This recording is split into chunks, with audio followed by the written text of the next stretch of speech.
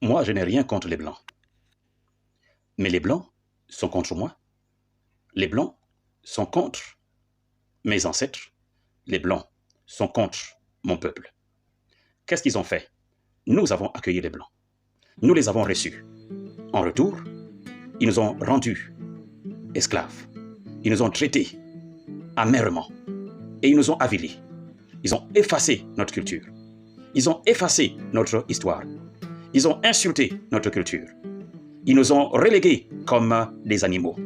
Ils nous ont traités comme des meubles.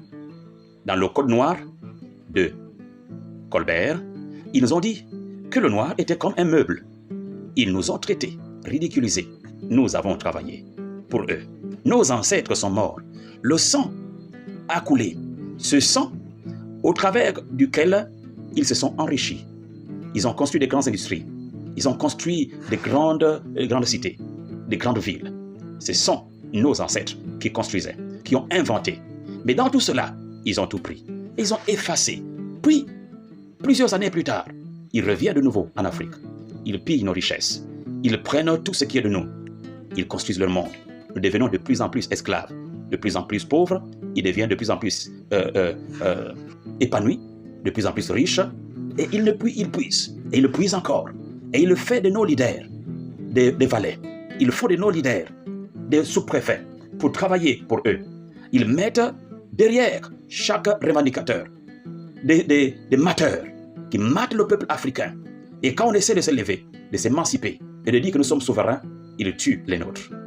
Alors là, je crois que même si nous voulons être amis, mais jamais le blanc ne veut être l'ami de l'Africain. Je voulais dire ici que je n'ai pas de problème contre le blanc, mais le système que les uns ont mis sur notre peuple, le peuple africain, là, je dis à chacun de nous, il y a un temps pour tout. Il y a un temps où on se laisse avoir, mais il y a un temps où on revendique notre souveraineté. Et je voulais dire à tous les jeunes Africains, les jeunes gens, les jeunes filles, nos gouvernements, notre armée, réveillez-vous afin de pouvoir récupérer notre souveraineté.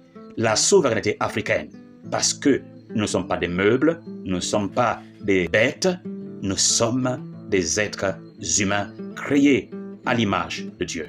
Et l'homme, qu'il soit noir, blanc, rouge ou jaune, nous sommes tous égaux devant Dieu. Nous avons les mêmes droits.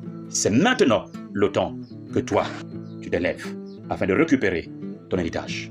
Vive la souveraineté africaine. Je dis maintenant, vive l'Afrique. Que le Dieu souverain qui t'a créé, qui a créé les nations, alors nous soutienne.